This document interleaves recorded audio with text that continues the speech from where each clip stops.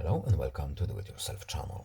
Today I will show you where to find the option and how to turn on 5G in our maximum battery saver function in Motorola Edge 15 Neo phone. Where to look for this setting and how to turn it on. First we need to go to settings.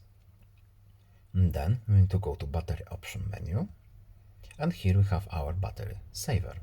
When we tap this option here, we have two settings: standard and maximum battery saver.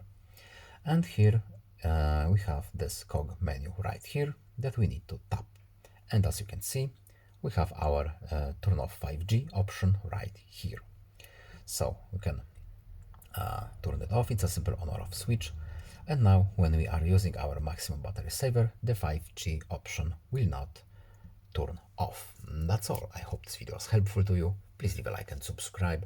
Have a nice day and see you in the next video. Bye.